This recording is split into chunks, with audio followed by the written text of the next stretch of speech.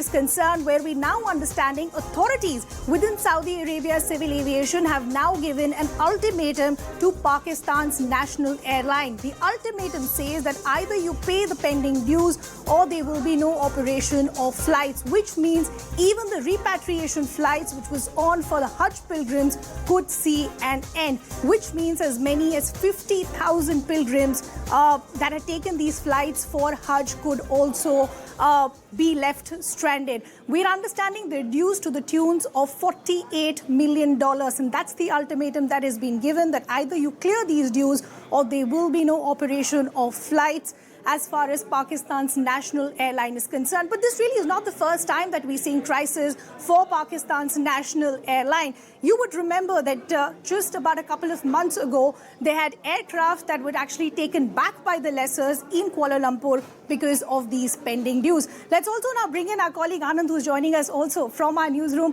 So Anand, as I said, not really the first time that we're seeing crisis for the Pakistan national airline. There are dues to the tune of $48 million.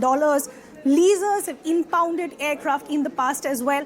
Let's first begin by understanding, do we have a timeline of how much time does the Pakistan National Airline have to pay back these dues? Well, they are supposed to get the IMF bailout by July. Yeah. So we are already on the 29th. So that bailout has not yet come. And they will now get into another debt cycle, Ridhima. So the Saudi is saying that, listen, they have also got $3 billion parked within the Pak bullion. But that money cannot be touched till the Saudis give them the okay. So Pakistan cannot say that I can use this $48 million out of these $3 billion to pay you, because the Saudis will say that this is my money. So you don't touch this money. So they are waiting for the IMF bailout, but it's the bigger embarrassment is that the Hajj pilgrims are not going to get and there are 50,000 of them. Yeah, and they will also not get to come back. So till these GSCA payments are made. So this is huge embarrassment which is mounting, and increasingly telling Pakistan that they have to change the way they are functioning. And nations around the entire OIC also very clearly coming out and saying we are not going to pay you any money. Is Turkey going to give them $50 million to pay Saudis? It's not happening. So they have to generate this money, or they have to seek an extension from the Saudis, and that will come at a particular cost. And those terms will be set. So what are the options, Anand? As I said, the crisis is not new for the airline. In the past, there are at least two examples that we've seen where leasers have come and said, we're taking our aircraft back, either you clear your dues. It happened recently in Kuala Lumpur. It's currently happening with a leaser in United States as well. So what are the options then? The Pak military budget will have to be cut. The Pak military budget has got the biggest bulk of the money. So the Pak military has to now say, listen, you take the $48 million from us, or the government has to tell them, listen, we'll give this money back when we get the IMF bailout. But right now, please give us money from your funds so that we can pay off these bills. Because then the government, that's the only option that Shehbaz Sharif has. Because then the military has the biggest allocation of the budgets. Even the health budgets are not so big. The education budgets are not so big as much as the budgets that are being allocated. Or the other thing is that the Pak government employees don't get their salaries. And you take the money out from there and then pay so that the Hajj pilgrims can go. This is a call that Shehbaz Sharif has to pick up the phone and dial Asim Munir. That's the only option, and say, listen, you please release some money from your budgets. Because or they will have to go back and into the parallel economy. So they'll have to look from the cash mafia, the drugs, and somewhere raise the money from there to pay the Saudis. But then they will have to then roll it out and then park this money with the Saudis. The other option is that Shehbaz Sharif has to ask the Saudis for an extension and say, please give me till the 15th of July, and hope that the IMF bailout comes till then. Which is also interesting is that this is coming at a time when you have pending dues, but ironically you have a very aggressive expansion plan as far as the Pakistan National Airline is also concerned. They're saying we want to expand in terms of our fleet in aircraft, but nobody is asking where the money is going to come from. What the Pakistanis think is that they will go and promise to buy aircraft, and then they'll give them the aircraft, then they'll say that we will run the aircraft and then we'll pay you back.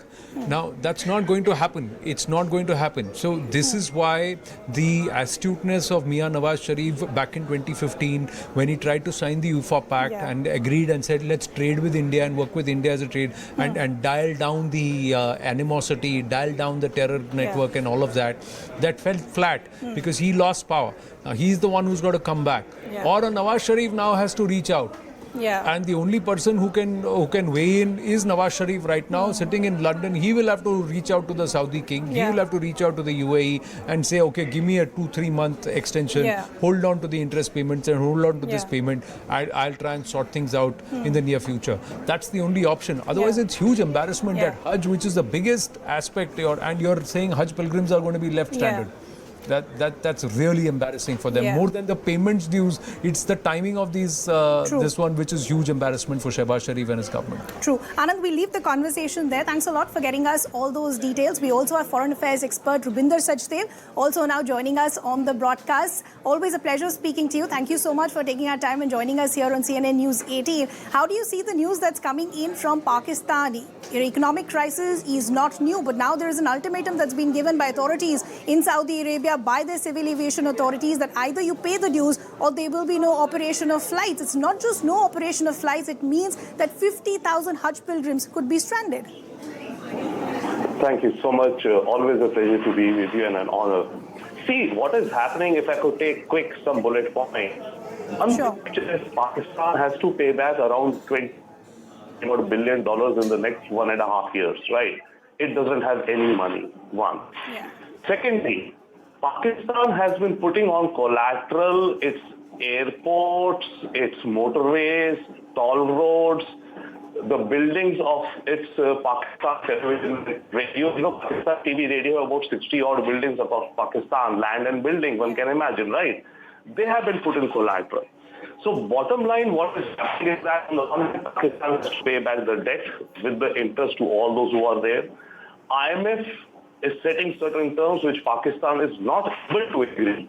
Not only not wanting to agree, but they cannot just agree. Like IMF is saying, cut down your defense budget.